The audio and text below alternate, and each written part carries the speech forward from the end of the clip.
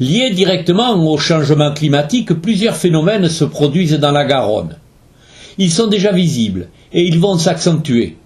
L'un d'eux touche les berges et le fond de la rivière avec la disparition du gravier au détriment d'un dépôt vaseux qui recouvre tout. Alors l'envasement est dû à plusieurs choses. Primo, la grosse arrivée, c'est l'érosion des terres du haut bassin.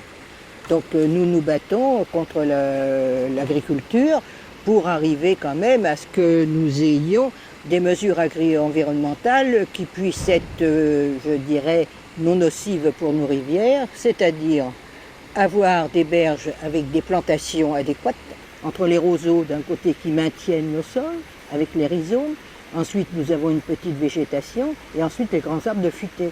Et vous voyez que maintenant nous sommes carrément sur des berges dans nos zones, sur des berges perpendiculaires avec les arbres de futaie, et qui en fin de compte se cassent la gueule, je dirais, à la moindre inondation qu'il peut avoir, puisqu'ils ne sont pas tenus. Donc on a cela pourquoi? Pour deux choses. Première chose, nous avons eu quand même des extractions de granulats pendant des années où on nous a retiré plus de 2 à 3 mètres d'épaisseur de granulats, de gravier, qui venaient depuis des millénaires des Pyrénées. Le gravier étant la respiration des rivières, ce que n'ont pas compris nos ingénieurs qui ont pensé qu'il valait mieux faire des routes que de garder, je dirais, les rivières vivantes. Donc nous avons perdu tout cela.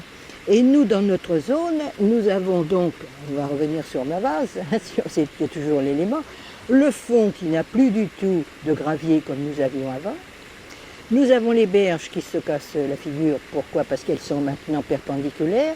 Quand il y a une inondation, il pleut quand même de temps en temps, nous avons la terre qui, comment dirais-je, amoblie par l'eau et qui s'effondre. Quand en fait nous avons des printemps précoces, les neiges qui existent quand même, fondent très rapidement, font une petite crue et puis ça s'arrête là. Alors qu'autrefois nous avions un climat qui nous permettait d'avoir la fonte des neiges tranquille, enfin tranquille entre guillemets, c'est tout est relatif dans ce que je dis, mais progressive, ce qui fait que nous avions, comment dirais-je, une alimentation beaucoup plus longue de la rivière. Alors ça, c'est le phénomène manque d'eau.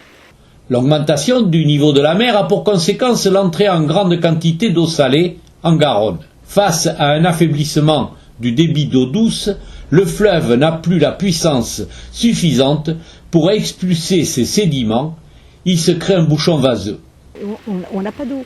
Donc, il n'y a pas de courant, il n'y a pas d'eau, les vases se déposent. Deuxième facteur qui est quand même extrêmement important, c'est la remontée du niveau de la mer. En ayant une sortie d'eau avec 3000-4000 mètres cubes secondes, nous arrivions à expulser toutes ces matières en suspension dont je vous ai parlé. On n'a que 2-3 jours dans l'année où ça peut expulser. Donc, ce qui n'est pas expulsé reste dans le balancement des marées et c'est ce qui nous fait le bouchon vaseux de plus en plus important. Il est toxique, parce qu'il a quand même une concentration de toutes les matières en minérales et végétales concentrées. Quand même, je dirais pour nos poissons, c'est-à-dire nous, vous avez vu nos juvéniles particulièrement, quand ils ont quand même, j'ai compté en été, un bouchon vaseux de 170 km, c'est-à-dire une eau turbide de Brault-Saint-Louis à grosso modo Langon, si vous voulez, au-dessus de Podensac, de toute façon, avec peu de nourriture et une abrasion totale avec l'eau, je me demande comment les sujets peuvent arriver, ils ont un affaiblissement. Crainte sur la possibilité des poissons juvéniles à se nourrir, étouffement de la rivière, les dangers sont réels. Et pour Jacqueline Rabic, la rivière évolue, comme le font, hélas, les nouveaux riverains.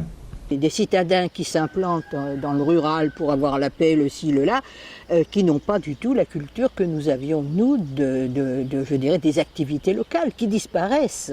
Et que même dans les conseillers municipaux, enfin, vous voyez, vous avez beaucoup de gens qui ne parlent que de barrières, que de ci, que là, alors qu'en fait, avant, ça n'existait pas, enfin, on vivait tous d'une façon différente, le milieu naturel, et profitait, tout le monde allait en bordure de rivière, voir les marées, il y avait tout un attrait. Alors, il y a un autre attrait, Oui, on change un peu de sujet, mais un autre attrait quand nous sommes dans une zone, par exemple, comme il y a la fête du Mascaret qui vient de se faire depuis quelques années à Langoiran, on a quand même une grande esplanade où il y a un très beau Mascaret. Donc en fait, le Mascaret est mieux connu maintenant par rapport à cette nouvelle génération sportive, je dirais ludique, mais ils ne savent pas du tout les conséquences du Mascaret et pourquoi qu'il y a le Mascaret, c'est pas leur problème. Hein, alors, la connaissance locale des rivières est maintenant, je dirais, perdue. Donc, c'est dramatique par rapport à ce que je peux appeler le vivant.